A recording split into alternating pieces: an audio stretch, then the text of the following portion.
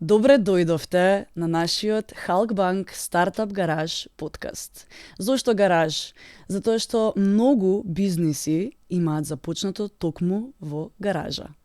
И ова е мојата гаража, добре дојдовте, и би сакала да ја посакам и добре дојде и на Сања Митровска, нашата прва гостинка, која што е основач на Networker и исто така е креатор на реалното шоу The Founder Games, за кои што ќе поразговараме малку повеќе денес.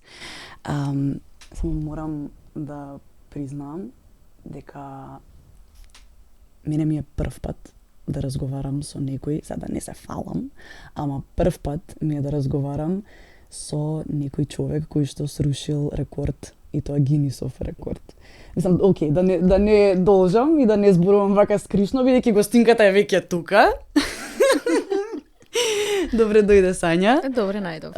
Ти благодарам што ја прифати поканата да бидеш дел од овој подкаст во мојата гаража. Дали ти се допаѓа мојата гаража? Да, прекрасно е. Дополнително добив инспирација за уште една сезона на The Founder Games. Да, супер, Таква супер. атмосферата. Супер, драго ми е дека те инспирира поради тоа што тоа и ние поентата всушност, да инспирираме млади предприемачи кои што би сакале да ги инспирираме со тоа што ќе си ги реализираат своите идеи кои што им стојат таму некаде во фиока. Јас од каде да почнам со тебе? Од крај. Дали да почнам од крајот, бидејќи веќе го спомнав Гинисовиот рекорд, али окей, може и да почнеме конвенционално во овој неконвенционален сетап. Ќе почнеме со тоа што сакам да те прашам, кој беше моментот кога ти свати дека имаш пасија за ова што го работиш денес?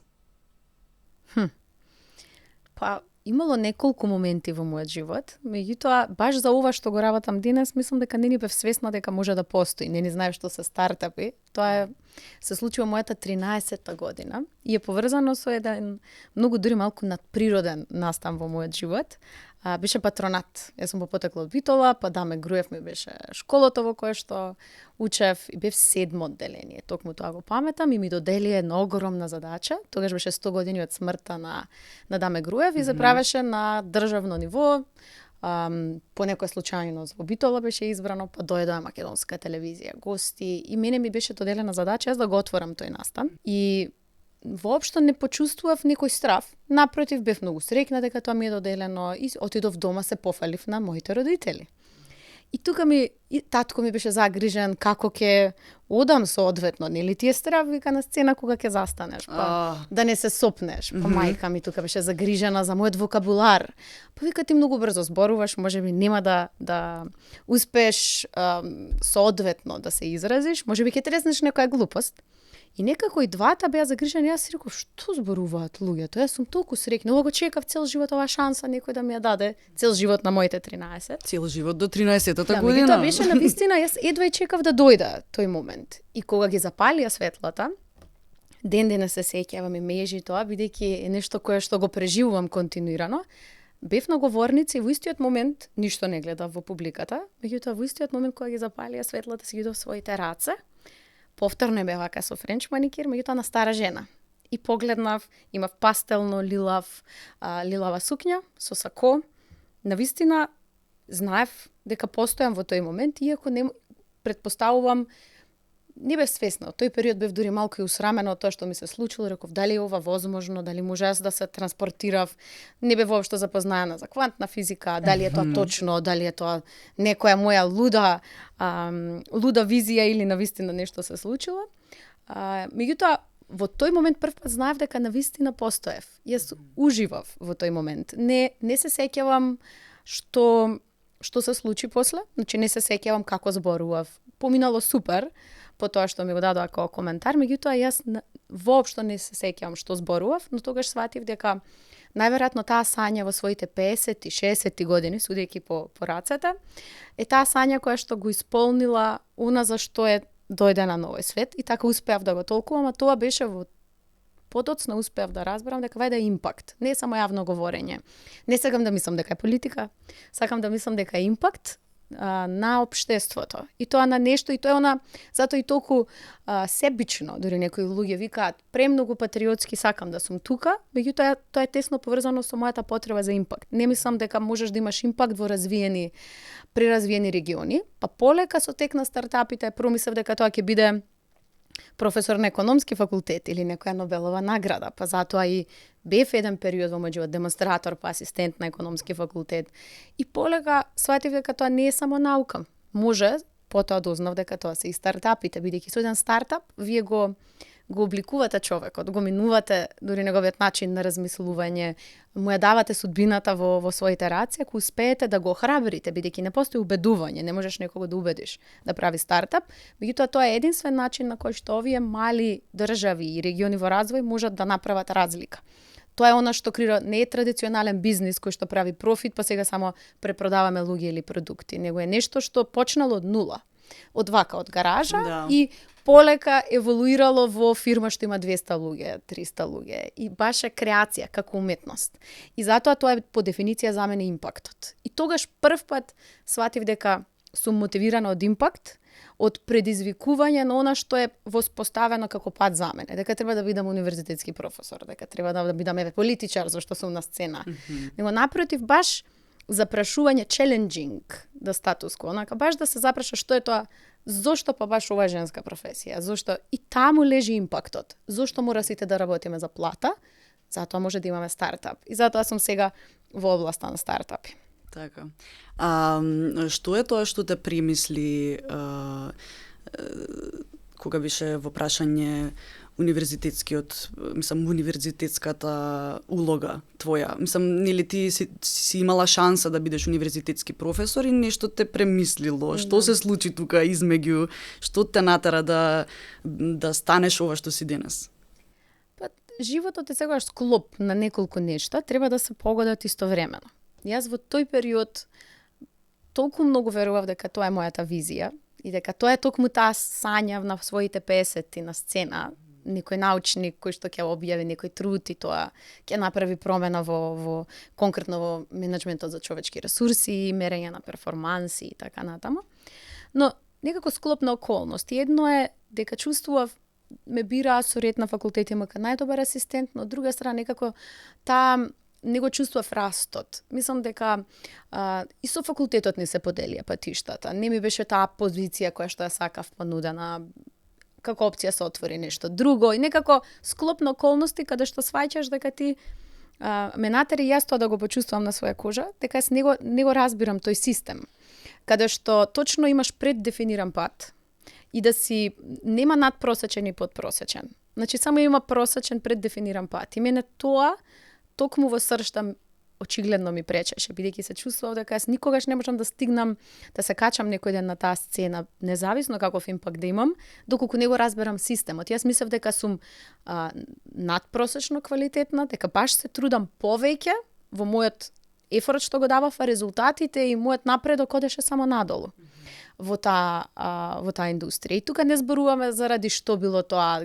дали е јавна администрација или се. Едноставно, ако го тргнеме сето тоа, дали кој носел одлуки, не знам, дали имаш врски, нема. Значи, ако го тргнеме тоа на страна, сите нешто се многу едноставни. Јас тој систем не го разбирав. Не ги знаев тие правила на игра, а сепак знам дека еден ден сакам да имам импакт и видов дека не можам да живеам со тоа само по секоја цена да сум универзитетски професор, а не во област каде што може да го направам тој импакт. Односно, мојата одлука за заминување од факултет не беше донесена од тоа што ќе го добијам ако заминам, туку напротив, ако останам, што ќе изгубам. Да. И со тоа не бе во ред. Имаш многу инспиративна приказна, морам да признам, и тоа што го спомена за моментот кога си исклучила и кога во тој момент не си постоела на сцена. Всушност, истото го имаме и ние актерите, бидејќи јас сум актерка по професија. Истото го имаме и ние. Тоа, да, во моментот кога не си свесен што правиш, а сепак имаш цел и тоа изгледа добро од страна, во тие моменти кога не си го чувствуваш телото, тоа значи дека си вистински присутен. Тоа што викаш во тој момент не постоев, всушност тогаш најмногу си постојала. Да. И тоа е вистинското, така што многу ми е драго што ти на 13 години си го осознала тоа. Тоа е многу многу важно и веројатно токму поради тоа имаш така убав пат понатаму, пад не со Д, со Т, убав пат и раст. Да, тоа е реално и патот и растот се поврзани со падот. Тоа е најчесто така се поврзани. Мислам, за мене било многу тажно тоа заменување, исто тешка одлука е да заминеш од факултет, бидејќи тоа било еден сон, па го предаваш, чувствуваш дека го оставаш тој сон. Меѓутоа најголемите иновации или најголемите јас би рекла правилни чекори, вистински чекори, што сега од оваа перспектива малку повисока се гледаат дека биле вистински, секогаш дошле после некој пад со Д во мојот живот. И затоа што тоа ме налутило и уште повеќе ме натерало да се вратам на тоа на таа сцена, на тоа 13 годишно дете, таму сум ја наоѓала мојата внатрешна храброст. Да.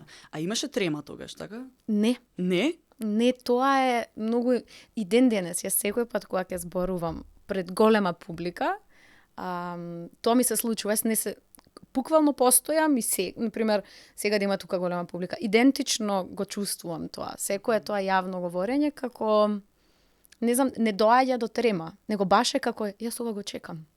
Не некој менаџмент, сум имала 13 години, не сум знаела како да го изменаџирам тоа во себе, него било само тоаш ми беа чудни ме на мајка ми и татко ми. Зашто се загрижени?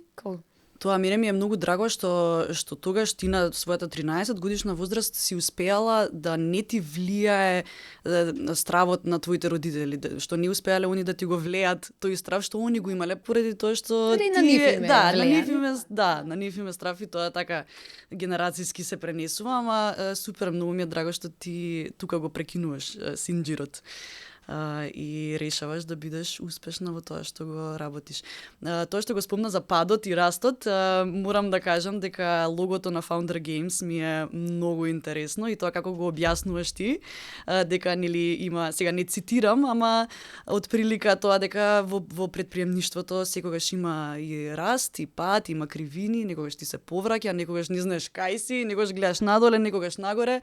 Ама важно е патувањето, важно е целото искуство и важно е дека после секој пат си мотивиран да одиш нагоре. Да, баш има и кажувам, важно е ќе сватиш од што материјал си направен.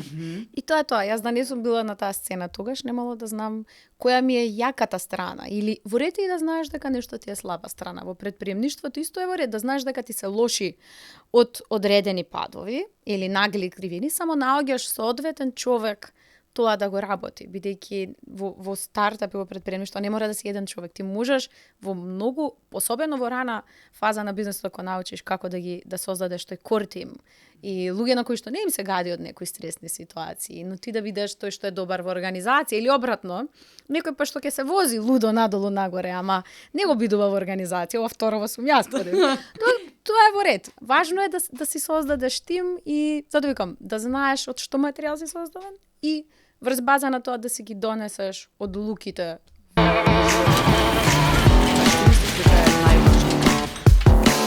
Креирањето на стартап и треба да создадеш тим. Што мислиш дека е најважно да може стартап да расте? Тоа е толку комплексно.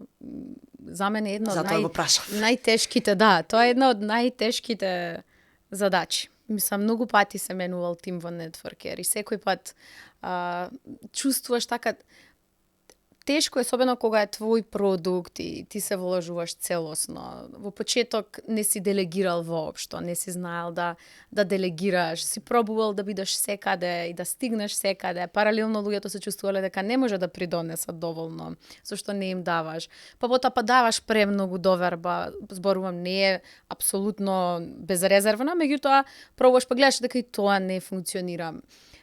Мислам дека за градењето на тим нема најважна карактеристика, но според мене многу важна, затоа што јас се уште еволуирам во процесот и учам како се гради една таква компанија, зашто ние сме се уште мала компанија. Најзначајна е таа комуникација, да дадеш конструктивен фидбек. Ама да го дадеш многу, значи па не само конструктивен, комуникација. Директно не предпоставување што може да се мисли твојот вработен или твојот коосновач, напротив, комуникација и многу прашување зошто и многу отварање на емоциите. Ова мене ме повреди што ми го кажа. Зошто го кажа? Иако звучи како час за психологија, многу е точно, затоа што секој пат кога сум избрзувала да донесам некој заклучок со луѓето во мојот тим, не знам, например, еве сега не треба да ги побарам после работно време, меѓутоа ние имаме настан за 5 дена. И јас го покривам сето тоа, стануваме дизајнери, маркетери, што и да е, и паралелно им го одземам правото на нив да се покажат, бидејќи на крајот на денот да речеме Великден или има некој голем празник, но тоа не значи дека јас не треба, тие знаат дека имаме настан за една недела. Треба некогаш на луѓето, тоа е стартап културата. И треба да им дозволиш, бидејќи јас работам, зошто да не им кажам и на нив, да им го одземам правото. Зато, мислам, и тоа е, а јас си предпоставувам дека можеби ќе си речат, ама Сања, гледаш, не е добар менаџер, ни дава работа после работа. Меѓутоа, тоа е во правилна корпоративна индустрија. Секој кој што работи во стартап знае дека некој пат немаш ич работа и некој пат имаш многу. Но таа комуникација да им каже, слушнете, сега имаме работа. Ова мора да се заврши затоа што имаме настан. Конкретно сега се навраќам пошто баш сме имале настан во ситуацијата. Е исто така овозможување на другата страна да расте со тебе. Па може ќе ти врати, ама не можам јас, имам после работа обврски, ама тука отвараш простор, па јас ќе кажам нешто и тие ќе кажат и тогаш наоѓаш, немаш предпоставки, него напротив имаш доближување на визии наместо разделување на визии. Да, никогаш треба да им се остави простор на луѓето за да си го земат просторот, бидејќи не секој доаѓа и си го зема сам просторот. Да, така што и да слушнеш што ќе ти кажат, затоа што многу пати мене мојот начин на размислување ме натерал јас да ги преразмислам некои опции, па ќе ми кажат тоа, па јас ќе вратам тоа. И вистината е кога сум почнала да комуницирам отворено, многу други нешта сум слушнала, затоа што не сме ние исти луѓе. Не можеме да предпоставиме дека некој нема да сака да работи после работа. Зошто? Па тој дошол и во стартап да работи. Значи, гледа нешто друго што вообичаен човек кој што не ќе да работи после 5 гледа. Значи, гледа во иднината. Можеби треба да им дадеш нешто. Напротив, повеќе им смета јас да дизајнирам нешто за нив. Наместо да им речам, направи го ова, многу ќе ми значи, ми требаш. Се борам од приеска да не кажам, ама ќе кажам communication is key. тоа е клучот. Да, мислам секаде и во партнерски односи и во сите релации, дури и во тим за стартап секогаш. Да, зашто многу не се опипливи нештата што ги градиш. Визијата, например, не ми било мене проблем да споделам визијата и секој пат многу јасно сум ја гледала и сум ја кажувала така натаму, затоа да тоа е дел од комуникацијските вештини, но не е се. Многу потешко за мене и предпоставувам за многу луѓе кои што за прв пат градат собствен бизнис а не биле на менаџерски позиции. А тоа се почесто се случува. Се млади луѓе почнуваат бизнис. Најтежок е овој момент да ти му кажеш на некој, ама ова требаше да го направиш. Зошто не го направиш? Не го направи. И тоа да го направиш без негативна енергија, без викање, него напротив да се договоривме ова да го направиш, зошто не го направи? И да не ви влијае тоа на заедничкиот однос, да добиеш одговор и да продолжите понатаму. А ние ги чуваме и после одеднаш ескалираат нештата. Да, за стартап многу е важно нели да се има самодоверба и да се верува во целта и да се има визија и неприкосновено да се движи кон тоа, значи без разлика на било што. Ама тоа може некогаш во очите на другите да биде видено како тврдоглавост или не знам, слично нешто на тврдоглавост. И може би во тие моменти предприемачот да не биде отворен за сугестии, за фидбек, за критики, позитивни или негативни критики, не е важно. Може да не е отворен и всушност баш поради тоа што толку слепо верувал во само својата идеја, да не успее да се сопне на патот. Да. И која е средината сега? Што би им препорачала ти на младите? Да веруваат, да не веруваат до толку пат за да може да баш во комуникација. да си ја бранат идејата, но со аргументи, не со некомуницирање и со тврдоглавост, а сепак е тоа некомуницирање. Значи да пробаат да ја бранат својата идеја со аргументи и не својата идеја. И при тоа да дозволат да еволуира идејата. Јас научив многу значајно прашање. И тоа ми донесе многу, особено бев на состанок во Америка со Морган Стенли, менеджинг партнер, и клучното нешто директно ме одби за тоа што го побарав од него, и тоа е прекрасно во Америка што се многу директни. Но потоа поставив прашање, добро да си ти јас, што би побарал од себе си. И тука слушнав чудо. Односно, човеков, јас отидов со една намера да го поканам да дојде на Longest Pitch маратон, каде што беше финалето на The Founder Games во мај, на настанов што помина. За да дојде како инвеститор, ние сакавме такви два тројца да поканиме, некои кои што се звучни имиња. И тој одма ми кажа, као лејди, Девекован, нема шанса. Значи не можеш ти да донесеш американец, нова позиција, и да успееш ќе донесеш еден, ќе те чини многу пари. Меѓутоа, тој рече, дури во Грција да ме убедиш да дојдам, бидејќи ви ги сакаме грчките острови, нема да дојдам, нема го направам тоа во мај. Баш беше настанот во мај. Заради XY работи што си ги имаат во Њујорк, во Морган Стенли. Но, викам, многу би било попаметно прво да доаѓаш неколку пати годишно во Америка, чисто да го шириш твојот круг, ти треба да се опкружиш со билионери. Тоа е нешто јас што го правев во текот на неговиот живот. Вика, еве, јас ќе те поканам на 3 настани во годината, и наброја кои се тие настани, каде што ги има тие луѓе, без да смеам да им продавам нешто или стартапи од Македонија за тебе, но само да те ставам на соодветни маси со луѓе, не сакам ништо за возврат.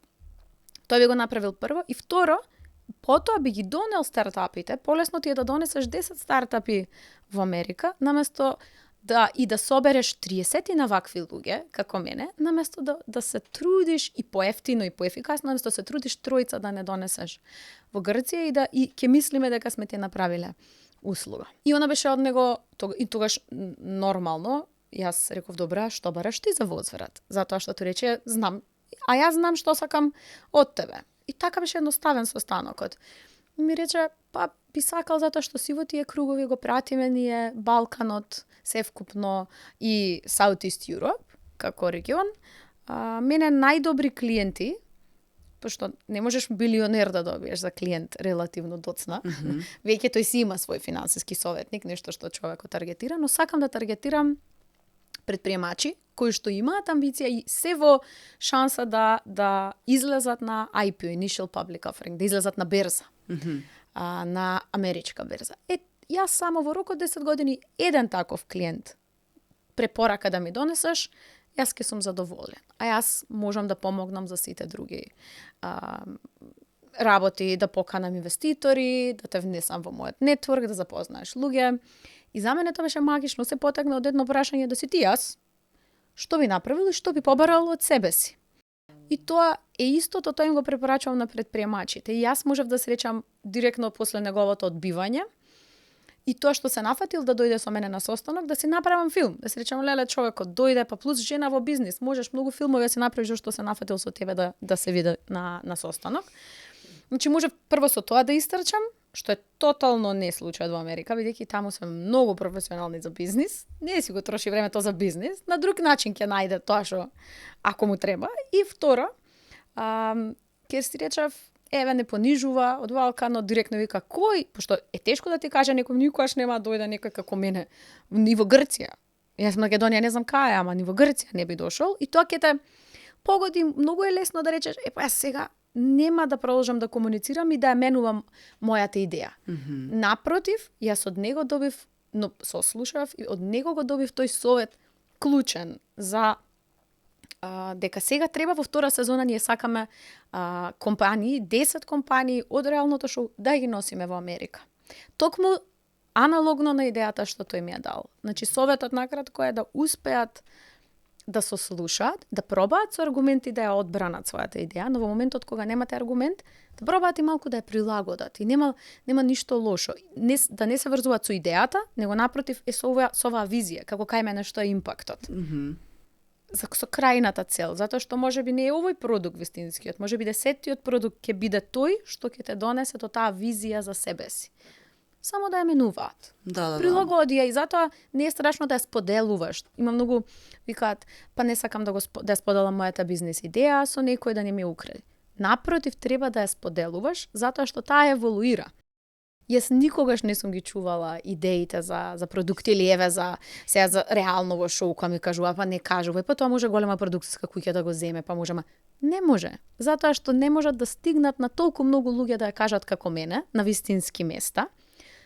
Што другите луѓе ќе кјутат. Јас ќе ја кажам на толку многу места да јас мојата идеја ќе еволуира а ќе научам од секој. Кога ти си отворен, дури тој што сака да ја земе идејата ќе е отворен. Ќе ти даде фидбек. Јас ќе го интегрирам неговиот фидбек, но и нејзиниот фидбек и на крајот мојот продукт ќе биде тотално нешто различно од тој прв пат што го слушнале. Да. Поради тоа што мислам и идејата може да биде иста, ама како ќе ја реализираш може да ја направи да биде сосема различна. Реализацијата е нешто сосема друго. А инаку имам сличен став за идеите. Јас секогаш јас не можам да застанам вака и да имам идеја и да не ја кажам. Значи едноставно тоа не се случува и исто така сум зборувала со луѓе кои што ми викале, значи доста не само со идеите, значи полека смири се малце, некој ќе ти ги украде. И јас мислам дека што мојата идеја јас ја пуштам во етер, јас веќе правам простор за нова идеја. Значи јас не мислам дека тоа е исцрпен извор. Дека готово сега ако јас ја кажам оваа идеја и мене ми ја земат, јас ќе останам без идеи и ништо нема да направам. Не, туку едноставно мора да се споделуваат идеите поради тоа што ти не знаеш кога ќе ја споделиш и кога ќе биде правото време, кога некој ќе ја слушне и ќе ти даде фидбек некаков и можеби тоа ќе те поттикне да не само да реализираш, ќе ја смениш. Затоа што првата идеја, еве 5 години постои Networker. Луѓе што дошле со една идеја никогаш не излегле. Значи ние првиот дел од тие наши Google Design Sprint работилници што ги правиме за од идеја да стигнеме до инвеститор, значи во рок од 2 недели, првиот ден од работилницата намерно се вика kill the idea или убија идејата. Затоа што првата идеја никогаш не е вистинската. Мислам, тоа е, но значајно е да ја кажеш на соодветните луѓе, кои што ќе ти кажат одма, ќе бидат искрени зошто нема да ти успее идејата, па така ако слушнеш внимателно, ќе слушнеш всушност што е тоа прво што треба да го решиш како проблем на твојот идеален купувач. И тоа е првиот продукт со кој што ќе излезеш на пазарот. Затоа што секој пат и електричните тротинети биле измислени години уназад. Но сега се користат затоа што тогаш немале соодветен проблем. Ние сега имаме проблем за брз транспорт, гужви во сообраќај, немало пред 100 години кога прв пат излегле проблем, а идејата е иста.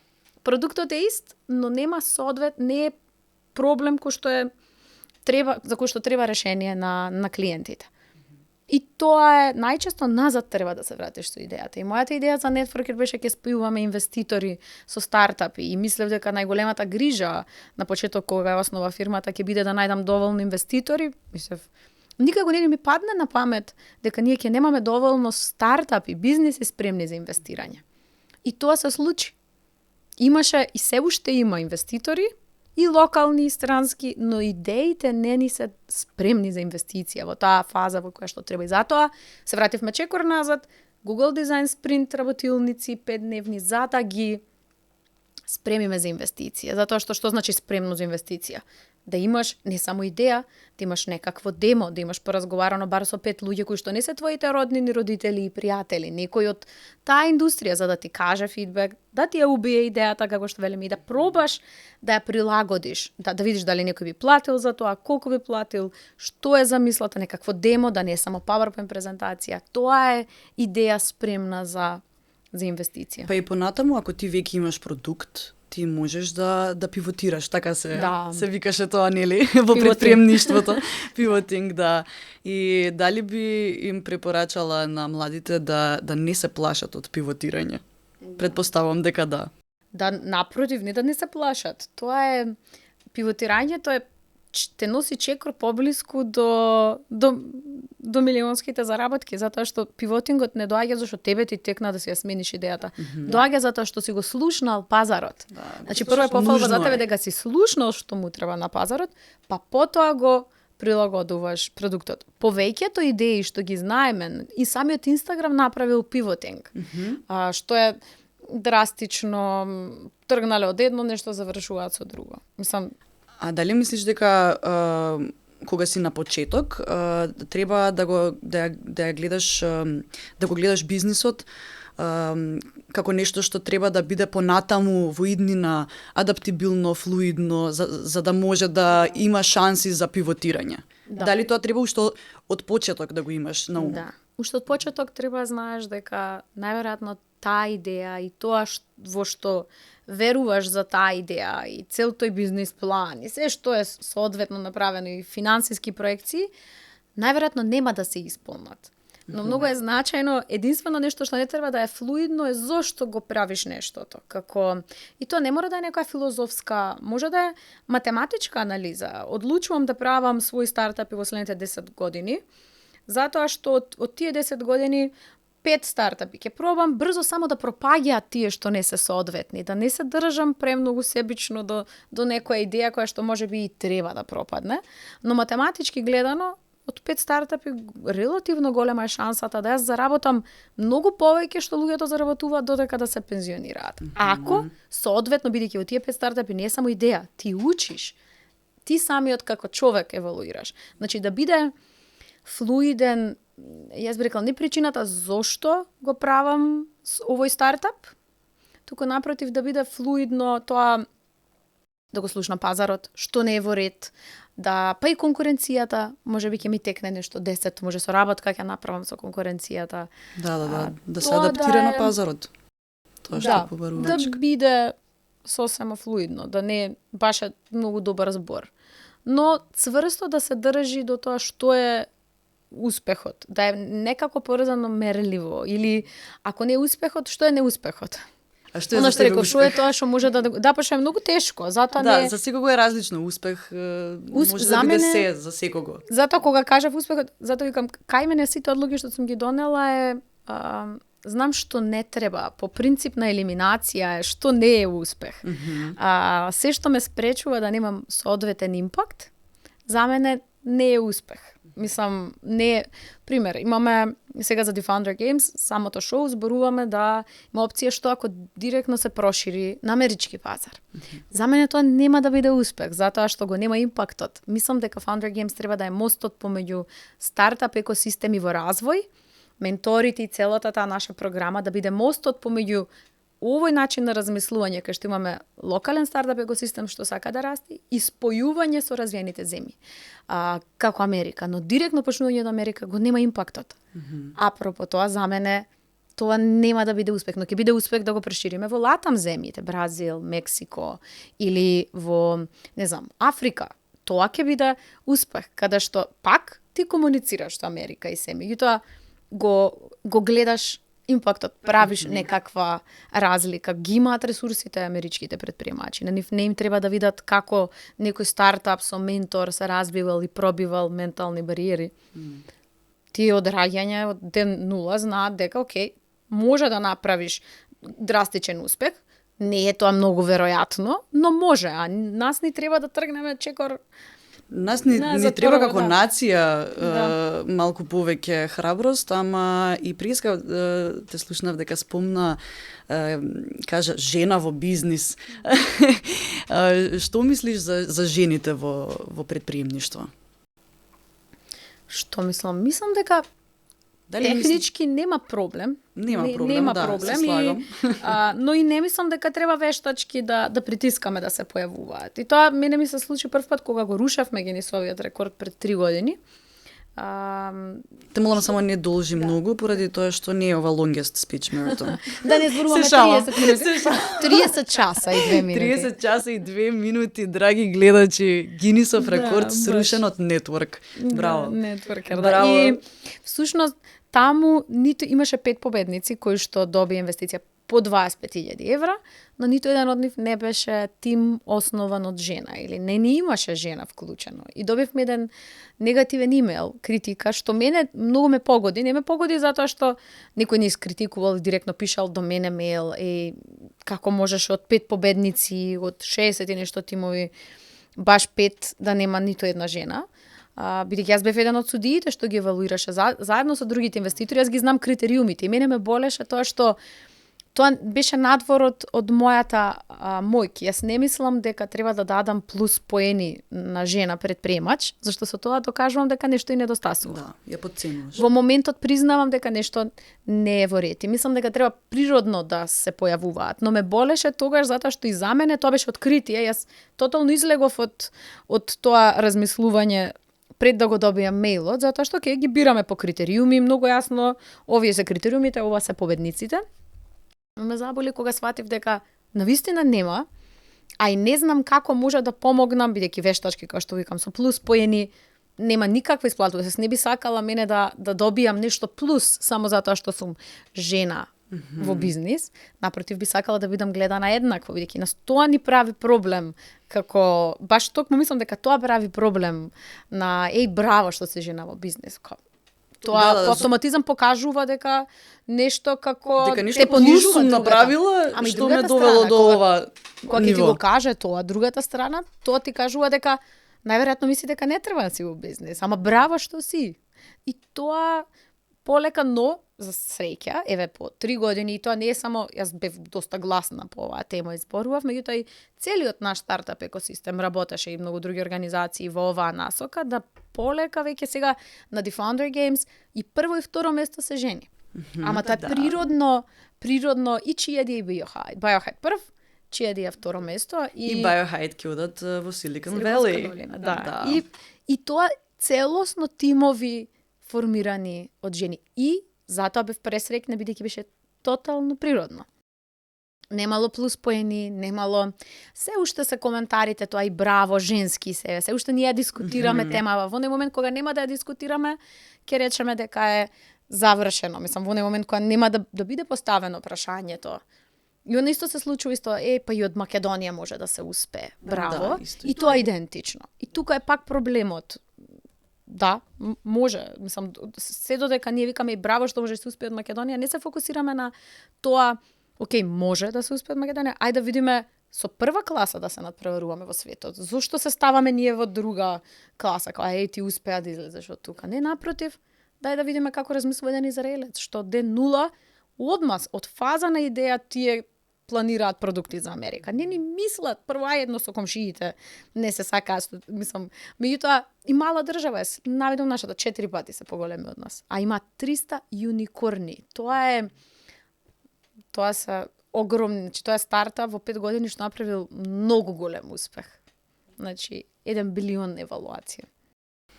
А ние како жени, а и еве како македонци, цело време сакаме да се докажеме некако на пазарот и мислам дека тука е некако грешката, дека грешката е во нас всушност, дека ние со самото тоа што пробуваме цело време да се докажеме, ние сами на себе си докажуваме, да. Ние сами на себе си докажуваме дека сметаме дека не сме за таму, дека не сме за на пазарот. И ние мораме да се докажуваме за да го заслужиме тоа место. А тоа место ние секако го заслужуваме, затоа што секако сме доволно добри.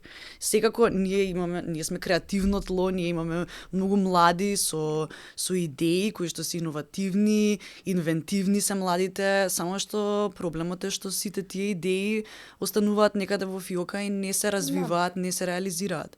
Да, и имаме страф од неуспех. Страф од неуспех, барам јас така мислам. Да, има работи што се техничка пречка. И тоа и кај жените исто, апропо и кај нас. Да, не е дека наистина не сме имале во тој момент, речеме и среќа, сега се родив директно во тло каде што начинот на размислување како во Израел или како во Македонија, како во Америка, пардон, не се родив на такво тло. Исто и кога си жена и сакаш да бидеш родител, ти се бориш со времето, бидејќи знаеш дека ако сакаш да си родител да си жена, најверојатно ќе треба еден дел, неколку години од својот живот да ги посветиш на тоа. Ама тоа е технички предизвик. Како и се друго. И мажите имаат сигурно некој друг технички предизвик. Тоа е баш технички проблем. Меѓутоа тоа не значи дека не може да се надмине. Или дека треба да се докажуваме дека го немаме ние тој проблем. Не, го имаме. И јас се чувствувам дека ја сакам да сум родител и да ја имаш таа трка внатрешно во себе, дека чекај уште малку, затоа што знаеш од една страна дека биолошкиот часовник ти отчукува, а од друга страна, а сакаш да си родител, може и да не сакаш. И тоа е веројатно ако сакаш, и таа трка имаш, и оваа трка. И да, се е компромис во животот. Не можеме да се залажуваме дека јас додека го бркам едно во ова другото не го губам. Јас како физички како жена, само системот ти старее, машинаријата нема станува подобра. Ама па си свесен со себе до кога ќе правиш некој компромис, пример до кога сум во ред со ризикот да го сносам.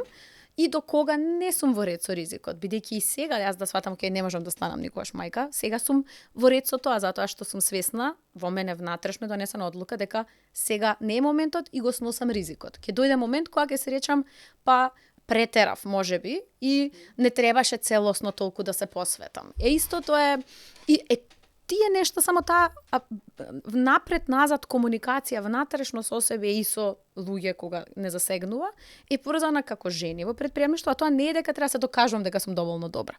Тоа е само техничка работа, како идентично и со бизнисите. Ние не сме родени во Америка. Ниту, како што кажав, држави каде што стартап екосистемите цветаат, како Израел исто. Не сме родени таму, но тоа пак е техничка работа. Ние само треба да ја калкулираме во пресметката и да го искористиме тоа како наша предност. Пример, јас, затоа што сум жена, многу побрзо ги правам работите и чувствувам многу поголем притисок од тоа што ќе чувствува маж на мојата возраст. Е идентично исто. Да го искористиме во наша предност тоа што не сме ние од Америка и знаеме дека ќе треба да малце повеќе време ќе ни земе од што ќе земе на просечен американец и затоа ние малку тоа да го искористиме тој позитивен притисок во наша предност. Да размислиме кои се тие кратенки што треба да ги земеме, кои се стратегиските партнерства. Првиот стартап со кој што ќе излеземе на светски рамки, можеби не мора да сме ние главниот основач, па ќе најдеме основач од Америка. И еве ти начин на размислување.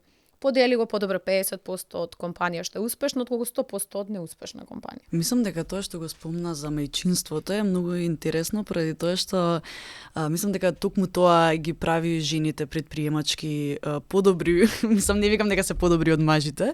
Не ја познавам доволно таа тема за да можам да кажам кои се подобри, али сакам да кажам дека жените веројатно се добри во тоа поради тоа што го имаат тој мајчински инстинкт, без разлика дали имаат деца или не, но секако ние жените секогаш сакаме да мислиме да има и за утре. Малку сме попредпазливи, попресметливи, сега калкулативни, не знам дали е баш убав збор да го искористам во оваа реченица, али пресметливи и не мислиме само на денес. И не сме веројатно толку и подготвени на секакви ризици. Ја мислам дека мажите многу полесно ги преземаат тие ризици и можеби треба да научиме нешто, можеби треба некогаш да се ослободиме од тоа дека ќе бидеме осудени ако преземеме некој ризик и паднеме. Не е проблем тоа, едноставно можеби некои ризици ќе ни донесат успони, така што тоа е чувство на лажна контрола. Ние мислиме, затоа јас не викам исто и кај мажите. Значи, не мислам дека жената затоа што е пресметлива или затоа што мисли дека сега да има и за утре, дека навистина има за утре. Ако го погледне дури една жена малце од повисока перспектива, ќе свати дека апсолутно не знае, дури да работи во друга компанија, да работи во најбезбедната институција, повторно ќе свати дека па може и да нема за утре, се случуваат разни нешта. Прво може нога да повредиш, рака повредиш, боледување, здравствени работи. И да се урне цела зграда. Може да е најстабилна финансиска институција, ама нешто се случило. Еден човек, кражба, значи работи се тоа, кој што не можеш да ги врз кој што немаш контрола. Зошто, кај мене е зошто жените имаат потреба за тоа лажно чувство на контрола или дека да има за утре. Јас мислам дека ако секако признаеме дека нема ништо сигурно, тогаш и жените ќе се посклони да, затоа што има сигурно во цела несигурно. Значи ти свесно, ако мислиш дека со работата за плата си ги помножиш по 12 месеци, помножиш до крајот на животот, сумата кога ќе ја добиеш, независно која добра плата и да ја сметаш, сумата само кога ќе ја пресметаш, ќе видиш дека е апсолутна несигурност. Не е тоа што сакаш да го оставиш утре на твоето дете или независно импакт на општеството. Ама не ја правиме таа математика. Значи, бираме тоа има тенденција жените во право си како треба жената да биде таа што е безбедна и сигурна, но забораваме дека ништо не е безбедно и сигурно. Ништо не е безбедно. Не Се е постои и неизвестно. се е изменето што е сигурност. Значи се случуваат такви здравствени проблеми да ти колку пари да заработуваш, дека тоа не се покрива. Значи тоа треба да си милионер или не знам, има патувања, сакаме да видиме нешта сега и во вселената патуваат, едно патување 250.000 евра. Значи секој пат има нешто што не можеш да го исполниш и по автоматизам, така ти имаш лажна сигурност. За мене сигурноста е бар 3% да верувам дека може да имам нешто неограничено во иднина, отколку да имам 97% пресметлива иднина. За мене тоа е несигурно. Затоа што не знам што ќе се случи во во таа рамка што јас свесно ќе си ја поставам за до крајот на животот. Плата или таргет или Да, па добро, ама околностите секако се менуваат и мислам истото и во бизнис. Патот е непредвидлив, ќе има препреки, ќе има се и се што, ама мислам дека единственото нешто во кое што можеш да бидеш сигурен е себе си. Да, што ти ќе направиш? Да, што ти ќе направиш во тие околности, што јас како Нина ќе направам, како ќе се снајдам со овие препреки. Да. Дали можеш да ми кажеш некој совет или стратегија за тоа како да се снаоѓаш со препреките кои што може ќе најдат на патот на младите, еве да им дадеме совет за некој стартапи, за стартапи, да. Па секој пат да разговараат со некој кој што значи да не се советуваат со некој кој што не е соодветен во таа индустрија. Односно, кога мене некој пат, не знам, се работиме со стартапи, па правиме големи проекти. И сега сумите со кои што јас се соочувам и кога ќе ги зборувам, например, да речеме со некој, со мојот родител, со мајка ми. За неа тоа неуспех од собирање на тие средства или нешто, тоа е многу страшно. Затоа што таа го размислува од нејзина перспектива. Јавна администрација и е одличен менаџер и се тоа, меѓутоа не треба значајно е да барате совет од човек кој што е кредибилитетен во таа индустрија. Не може да ве повредат или да ве натераат да се запрашате работи од човек кој што не е соодветен, не го поминал тој пат. Значи, само кога ќе се соочуваат со пречка, да разговараат со предприемач кој што се соочил со пречка. Не мора да е истата. Но да не разговараат со човек кој што не го ни пробал тој пат, само ќе има непотребна доза на страф. Ќе ја загрижите. Јас сватив дека јас ја загрижувам мајка ми кога ќе зборувам за моите и тоа не е во ред, но ако сакам да се советувам за одлично родителство, за како да бидеш добра мајка, тогаш таа е соодветен човек. Не можам да например, не значи дека ако некој е одличен предприемач дека е одличен родител. Има многу предприемачи што за мене не се добри родители. Но тогаш советот ќе го земам тотално од друга, само да не бараме ист совет, тоест различни совети од исти луѓе. А имаме тенденција ние тоа. Значи, кога ги имаат пречка, само зборуваат. Луѓето сакаат да кажат совет. Кај мене можат секој пат да се обратат. Мислам, тоа баш го размислувам, може да ме најдат било каде на мејл, мобилен, затоа сум отворена зашто секој се чувствува добро, прво кога ќе сподели проблем со некого и тоа е нешто што те прави поблизок. Мислам, ние сите се соочуваме со некакви пречки како предприемачи, но поблиски не прават работите кога славиме, него напротив кога јас кажувам мене нешто што ми се случило и толку многу ми значи кога друг предприемач од мојата заедница ќе каже, јас го имав тоа. Па и ние не можеме сега, гледаш, не има секаде, имаме проблем ваков, така финансиски, што и да е, со вработени. Тоа нас не доближува, че само да се сподели. Затоа е многу добро Founder Games, поради тоа што таму има многу талентирани млади со многу идеи кои што и си ги споделуваат едни со други, имаат ментори од кои што цело време добиваат фидбек и некако заедно растат сите, иако сите се борат за првото место, нели, на крајот на денот, за да одат во Силиконската долина. Ама тоа мислам дека е супер идеја за да се овозможи ова што го зборуваш ти. Да, менторство е, и тоа пак ќе нагласам, менторство не е нешто што треба да го плаќате. Меѓутоа сите успешни, ќе видите Марк Цукерберг кој му бил ментор. Значи, ова баш давам како таск. Сите успешни претприемачи што ги знаеме, Илон Маск имал свој ментор. Значи сите имале некаков ментор.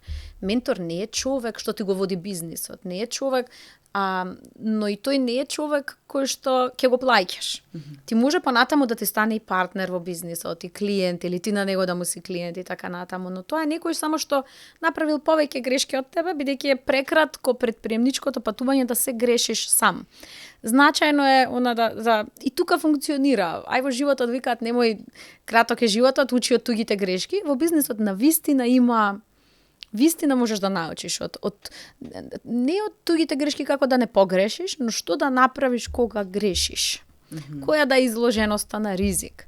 Што е тоа суштински што е проблем, пошто во бизнисот не е толку страшно ризикот како пари што го губиш, многу е менталното здравје, тој бърнаут, тешките очекувања, па коментарите што ги добиваш. Навидум тоа исто после секој неуспех. Независно каков неуспех имал бизнисот, тоа што го добиваш како фидбек од околината, тоа е она со кое што треба да можеш да се избориш. А например, замислете 20.000 евра вложува некој купува автомобил, што е тотално не скап автомобил. И да има сообраќајка со тој автомобил, не знам, пиен бил. Нема да толку да биде искритикуван како да вложил 20.000 евра во собствен бизнис и пропаднал. А овие 20.000 евра требало му донесат пари. Колата само ја губи вредност.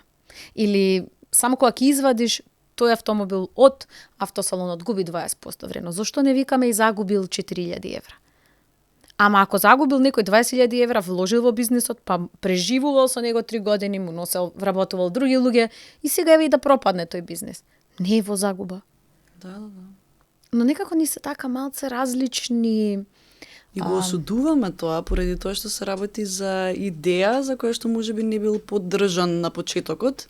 И сега кога едноставно веќе не успева тоа, односно се руши таа идеја, многу е лесно да му судиш на тој човек, а он треба да се носи со тој суд понатаму. Многу неуспех ќе препишеш. Ова што викам, ако е пијан, окей, само глупак. Да. И толку се затвара таа тема. Ама тоа не го навредуваш лично, фамилијата, партнерот, не те годи се. Овдека е лош човек, лошо менаџира. Значи се е лош, значи буквално се е ставено на тапет. И само тоа е тоа кога разговарате со ментор, човек што го поминал патот или што го поминува со вас, тоа е многу полесно, бидејќи ќе ви каже како тоа да, што викам, земаш совет и критика исто. И критика не примам од некој што не го поминал тоа ја што го правам. Не може мене да ми даде критика некој што не развил собствен бизнис за тоа како јас менаџирам или собирам финансии за мојот бизнис. Може некој што има свој собствен бизнис да ми даде критика.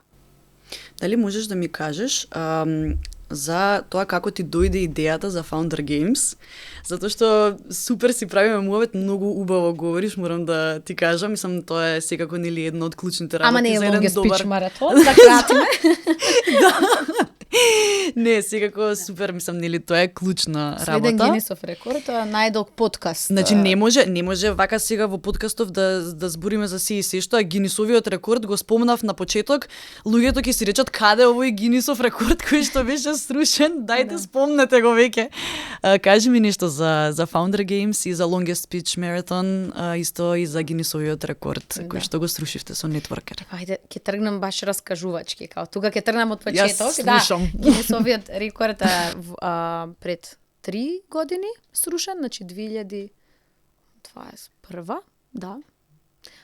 И тоа го има на книгата на Гинисови рекорди, може да се пребара Longest Business Pitch Marathon. Се вика и се уште сме носители, Networker LLC е носител на тој рекорд. Меѓутоа не беше поентата толку колку и да имаме рекорд. Првично потекнуваше од она импакт. До тогаш имавме рекорд како држава без интелект. Значи, мислам, ова е прв рекорд срушен со интелект. До тогаш имавме гравче, тавче, обит, оро, имаше туркање на автомобил и така натаму.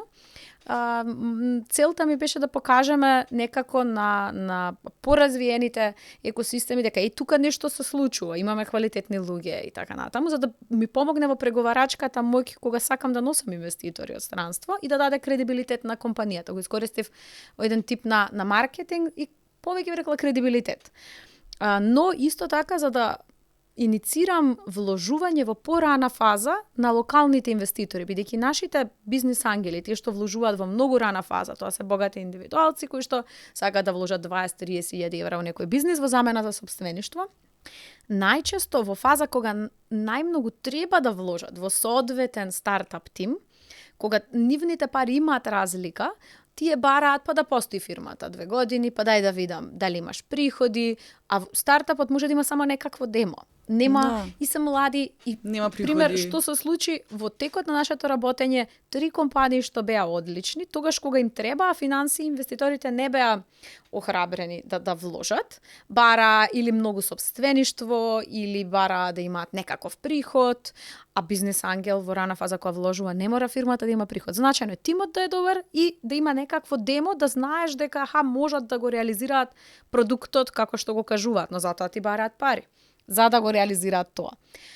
И потоа вложија странски инвестициски фондови, веќе имавме, а на стартапите им зеде време, наместо пример за 3 месеци да стигнат до тие инвестициски фондови, стигнале за година и пол.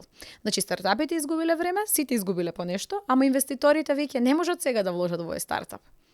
Толку е доцна вложиле 300.000, милион, пола милион. Веќе нашите инвеститори имале загубена шанса за инвестиција, а стартапите загубиле време, зашто можеби по иновацијата ќе помине додека тие да стигнат до тој, ако се дури еве доволно самоуверени, дел може ќе се откажат во патот зашто не добиле, ама самоуверените сами стигнале, ама подолго. И Гинисовиот рекорд имаше за цел да ги спои голема маса на предприемачи во рана фаза, но со соодветен тим и инвеститори со цел, ако имаш квантитет, да се одлучи, беа преддефинирани критериуми, 5 стартапи да добијат инвестиција по 25.000 евра, што ги исполнуваат критериумите. Повеќе од 5 ги исполнија критериумите, но 5 беше договорено, толку средства беа обезбедени, решивме 5, на крај ден се откажа процесот, 4 добија инвестиција, меѓутоа севкупно беше добар начин. Меѓутоа не тоа инвестиција, само се враќа назад. Нема. Да, и но во текот на процесот ние мислевме и супер решивме работата, сега иницииравме инвестирање во порана фаза. Ги охрабривме инвеститорите да вложуваат во порана фаза. И следната година реков, мајде сега следниот longest pitch маратон, што си стана наш настан. Тоа е едно дете на Networker, така го викам, повозрастното дете на Networker. Сами кај себе си победивте. Да, и реков, втората година пак ќе го правиме, но сега ќе поканим и по реномирани странски инвеститори, ни дојде 500 Ventures. Тие се инвеститори во Canva, во Udemy, што имаат вложено, од Турција исто имаат представништво, дојдоа тука. И од нив добивме многу голем чамар, јас би рекла вака, не буквално. Со тоа што од 80 стартапи, само 5 беа окей, а само еден беше eligible, соодветен за да можат да вложат во него, на крај нормално и во него, пошто не ни вложени во него, зашто се договара, не успеа да се договорат. И што беше дилемата моја? Викам, овие стартапи ние нели требаше ги поддржиме во рана фаза само за да тргнат, зошто сега? Не, и ја прашав таа девојка што е проблемот и таа рече не е дека се лоши и овие другите 5 во кои што во рана фаза вложивте лани. Зашто не беа во овие 5 интересни што ги иницира. Но вика, зошто ги терате? Зошто вие, како Networker и други институции, ги охрабрувате тука тестирај прво во Македонија, во Балканот. Тука пробај да продадеш, почни тука да го лансираш свој продукт, па после ќе се прошириш во Америка. Вика, тоа што го правите е многу негативно. Значи, не стартапите, тоа значи не мислат глобално, туку напротив собираат трекшн, тоа се вика тука, и апропо тоа не може да добијат евалуација на својот стартап, зашто тие сакаат да дадат 2 милиони евра, а не да се бидат мнозински сопственик. Ние не можеме, ние сме мал пазар. Не можеме ако некого го охрабруваме во следните 3 години тука да почне, па после ќе влезе во комфорт зона, пошто тука прави приходи, па ќе треба да го менува продуктот за Америка, пошто тоа тука што функционира и таму апсолутно не. И како очекувам инвеститорот да му е вредно оваа евалуација од тука за на амерички пазар? Нема логика. И тоа е, свативме дека и самите стартапи имаат некоја ментална бариера, не градат продукт, викаат имаме иновативен продукт, ама никој го нема на Балканот. Па тоа не е иновација. Мислам, не значи дека е лош бизнис, но не си за ова ние што го зборуваме, за тие инвеститори што влегуваат во толку рана фаза. На нив не им е доволно само да прави профит нештото. На нив им треба пута 10 раст. А тоа се реализира само ако стартапот добие следна фаза на инвестиција и тргне на тие поразвиени пазари директно, да од прв момент да се развива. И тука дојдовме до идејата, свативме дека е ментална бариера. Прво наша, затоа што и ние сме ги охрабрувале така стартапите, а потоа и на самите стартапи кои што доаѓаат со идеи иновативно, ама тука е во Балканот е иновативно, а и за Србија ќе се проширам и Хрватска. И затоа решивме да го направиме Founder Games, што е второто дете на Networker, само од една иницијална, и тоа беше од коосновачот на The Founder Games, Теди, како додека разговаравме. Теди Пеовски. Да. Него му текна како идеја, вика, а што ако не почнеме стартапите да бидат менторирани од луѓе што го поминале патот? Конкретно вика, јас сум сега во Њујорк, можам јас да менторирам некој стартап, веќе сум излегол, сум го пробил тој локален мајндсет, начин на размислување, пробувам. Што ако јас ми дадеш тим 6 месеци јас да го менторирам и да ги спремиме за Longest Pitch Marathon трета едиција, сега што беше во мај. И тоа имаше логика, па после еволуираш идејата, потоа нормално разговарав со еден човек како начин на собирање на фидбек.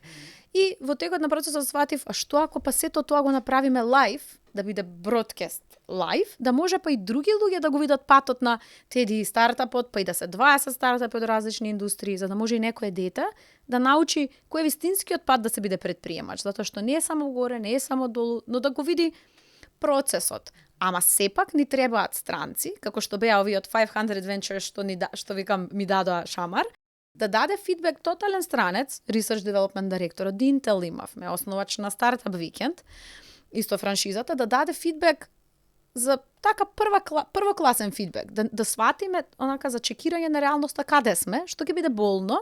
И така беше, во 3 елиминациони кругови, даваа фидбек advisory board, тие судиите, отпаѓаа пола од тимовите, но работата на менторот беше да го имплементира фидбекот, коментарот тој од странците, ама менторот го има и локалниот мајндсет. Разбира зошто предприемачот тоа го прави како што го прави. Да може да го, ја тоа викам, да биде мостот. Founder Games би требало да биде мостот помеѓу екосистеми во развој. Сите си го имаат овој проблем за glass ceiling, на пробивање на таа ментална бариера и немислење на глобално.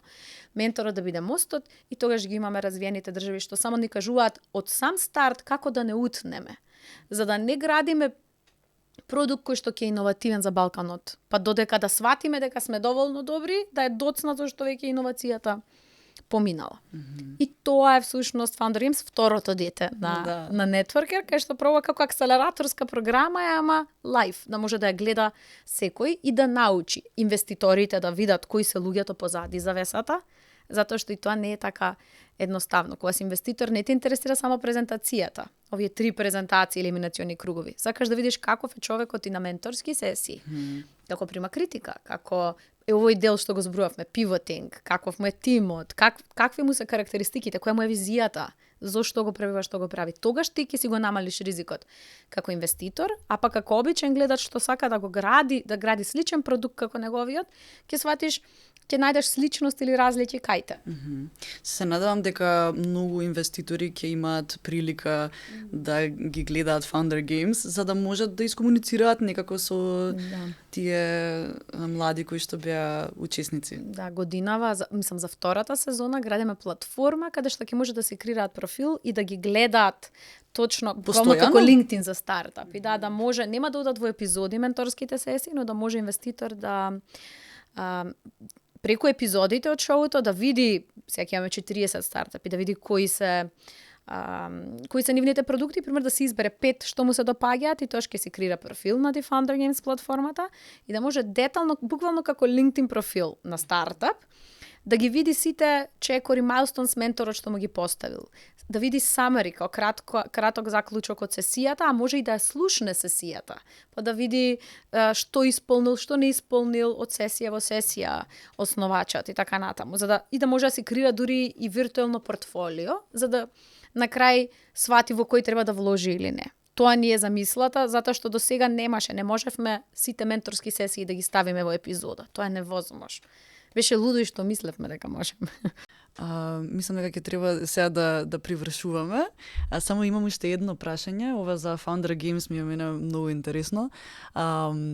Дека сите учесници има прилика пред да излезат да ја пичуваат својата идеја пред инвеститорите, во финалето зборувам, има прилика да поседат со тебе 5 минути и ти им дозволи они што сакаат да прават со тебе, само за да се опуштат да ја победат на некој начин тремата. Имаше игра, игравте оро, пиевте сок од јаготка.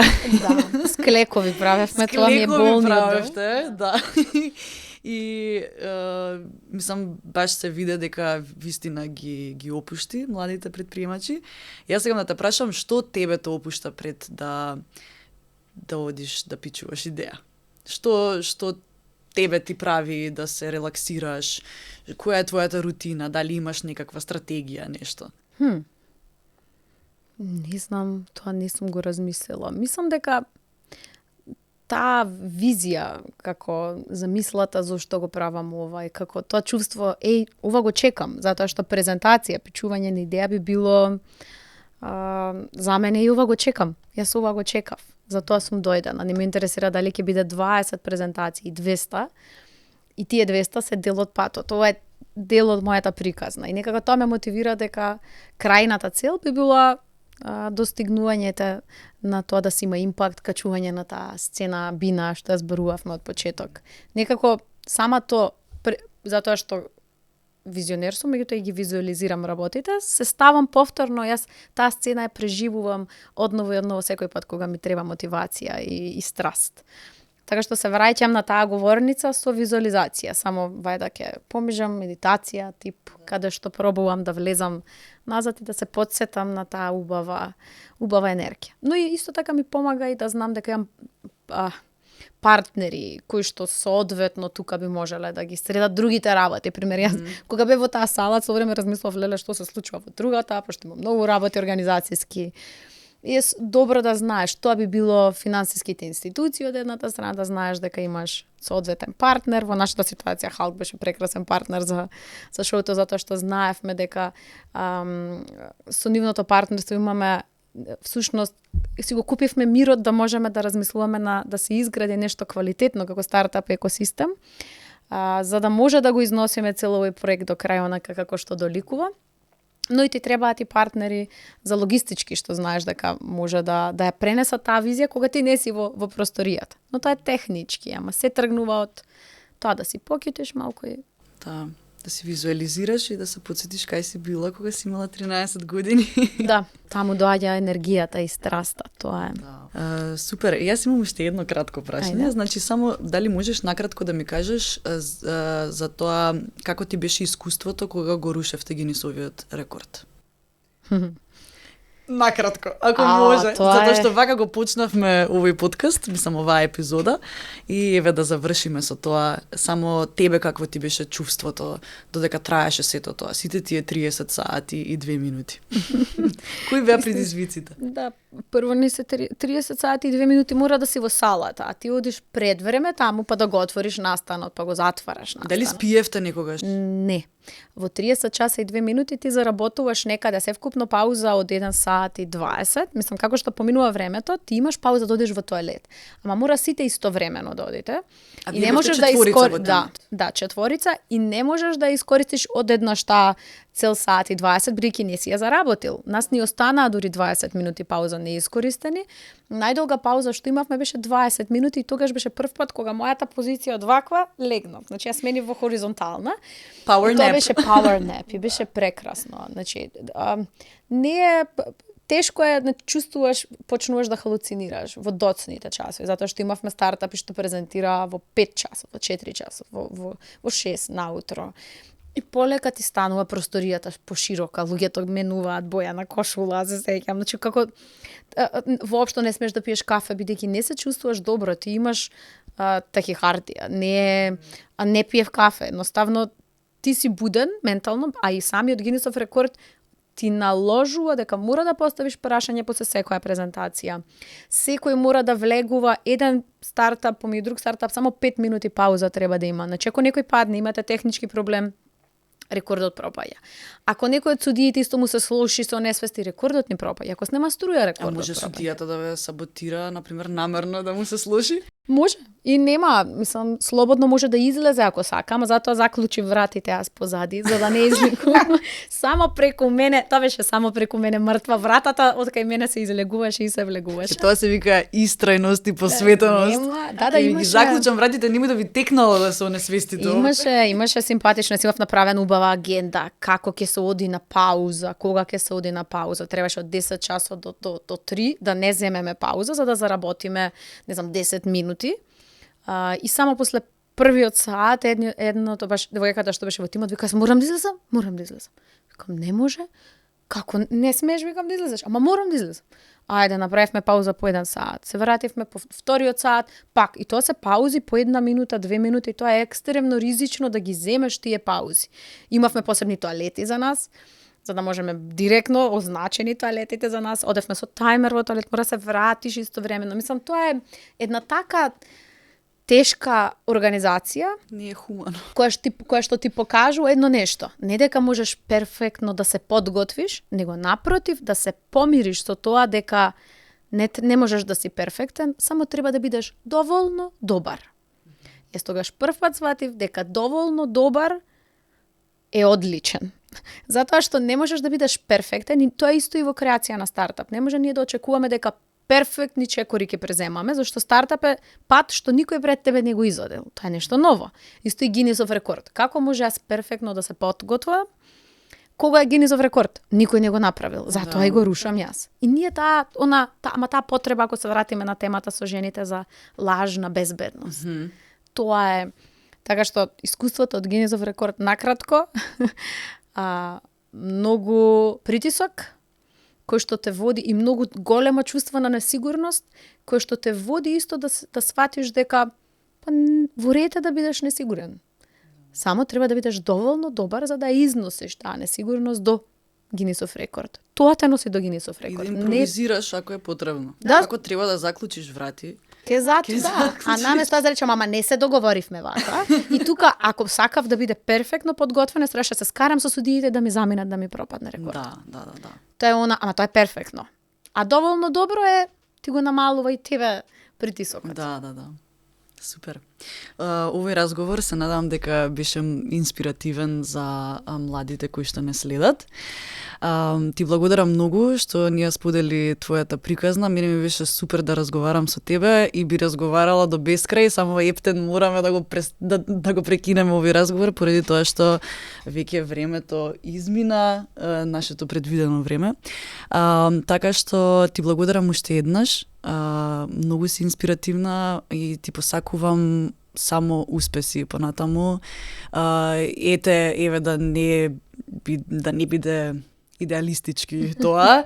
Може и некој пад мал, само за да те крене уште погоре понатаму. За да ми е забавно. Да, за да ти е забавно. Мислам, комфорот ќе не убие. Да. Фала ти многу уште еднаш. Ти благодарам. Ние се одјавуваме, ви благодарам што не следите и се гледаме во некоја друга епизода каде што исто така ќе се обидеме да ви инспирираме со нашите разговори.